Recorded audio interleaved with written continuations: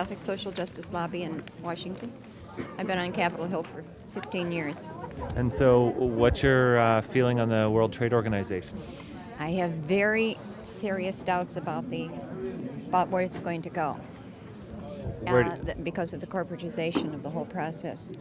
I also believe that one of the answers to I think it's being used as the vehicle for globalization. I would rather see a strengthened UN as the center for globalization with a strong commission on looking at what is needed in the total economic situation globally, as well as the ecological aspects of this. I think we're going to come to a point where we realize that the overarching system is actually ecological, and that economy is a subsystem of that.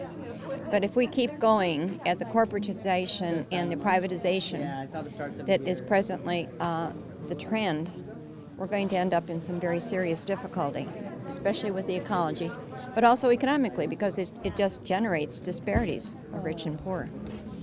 And you look at the United States and how in the whole healthcare system becoming commercialized and privatized, we're aghast at the fragmentation of that healthcare system. And it's corporations that have taken over, the insurance corporations have taken over some of the HMOs. We've been fighting that for 3 years on Capitol Hill and getting nowhere because of the flow of money into Congress. So I don't think 135 countries coming together, even though there's a whole block of them, and I'm glad, consensual block of them, that are trying to get good provisions into the WTO. I don't think it's trade that should be the vehicle for globalization. I think it's because the whole oligarchy at this point is profit and greed. And if we can continue that, the values of the world are going to be who I am, how much I have, and too bad about the rest of you. Great. Okay, thank you. Just sitting where you are. And also there'll be an opportunity afterwards. It's been a national revolution to seize state power.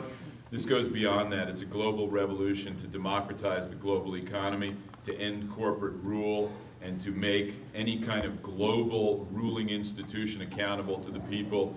And we could have a real simple rule for all of these global institutions. If you're a global governing institution, your number one rule is to push decision-making down to the local level and have local control in every area possible. Right? That should be the first rule of any global rulemaking body. And I see the movement overcoming sectarianism. People are overcoming, think about this. You got the steelworkers and the Earth First activists joining arms. Think about that culture clash there, right? So we got some great steelworker brother in the back, right on.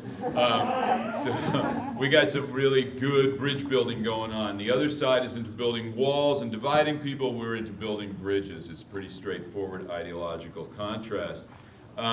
The World Bank, most of you in this room probably don't need convincing on why the World Bank is bad, so I won't focus a lot on that. But what I want to do is give you a couple maybe paradigms or mechanisms, little templates for when you're going out, because you're all deputized now to go out and proselytize against the World Bank and help build this campaign to attack World Bank bonds. I think the basic questions about the World Bank are the same questions about the World Trade Organization. Fundamentally, the question is about who controls how capital gets invested, whether you're talking about the environment or gender inequality or the quality of jobs or where the factories are built. All those questions, immigration, all of those questions are about how capital gets invested. And our job is to democratize that process by which capital gets invested. So the two subsidiary questions are who governs, who's sitting at the table when the decisions are made. Is it a monocrop or is it biodiverse, right? Right. And nature doesn't do monocrops, nature does biodiversity. Little Richard refers to all the races are God's bouquet. He's going to talk.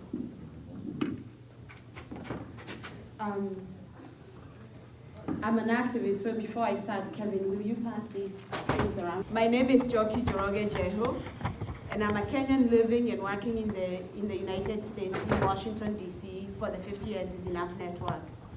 The 50 Years is Enough network was founded 5 years ago on the 50th anniversary of the founding of the Bretton Woods institutions, the World Bank and the International Monetary Fund. And at that time, the institutions wanted to tell a very different story. They had a huge PR mechanism going. They had a huge PR campaign going, wanting to say how great they had been for the global economy, wanting to say how wonderful they had, the wonderful things that they had done for development. But in country after country around the world, there are men, women, children, activists who had been working for years to fight these institutions, and they decided that that was the time to come together and tell the other side of the story. The story about environmental destruction, the story about displaced millions of people as the World Bank and the IMF policies and practices were implemented. The stories about extinction of species, human and other species, as World Bank projects were put into place in the rainforests of Brazil and in the hills of India. And it's a story that we continue to tell because it is not it has not been totally told, and it keeps unfolding and keeps manifesting itself in different ways. I want to focus on a couple of things in terms of the work of the 50 years is enough. One of them is on the question of international debt and how it relates to all of this. And the other one is the question of what these institutions, the armor, the ammunition that Kevin has talked about.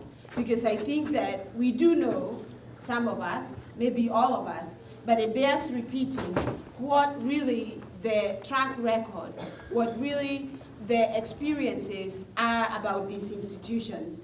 And we see now that what is emerging out of the World Trade Organization is coming to fit very neatly into a process and into a grand plan that these institutions have put in place. The structural adjustment programs of the World Bank and the IMF have prepared the way for corporations to take over countries, to take over communities, to take over livelihoods, to take over the productive and reproductive capacities of people around the world.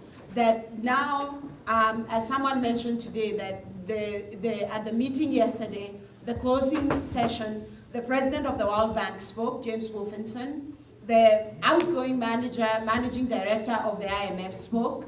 So there is, as much as they try to say we are separate, we are doing different things, there is a very, very close relationship between these institutions. And in fact, that they have done a lot of things to pave the way for the World Trade Organization, to pave the way for corporations to take over our lives and our rights, and to make a profit over the very basic needs of people for clean water, health, healthcare, housing, and education for children.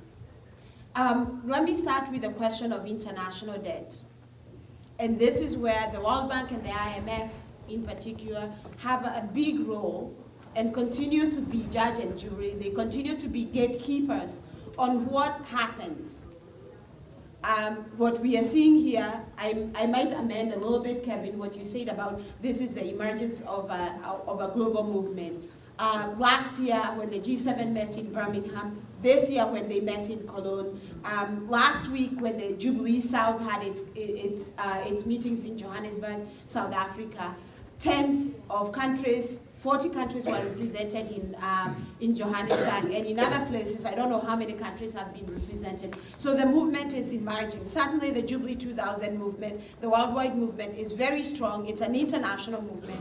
It is very, very clear on a common goal to cancel debt without giving more power and more leverage to the World Bank and the International Monetary Fund.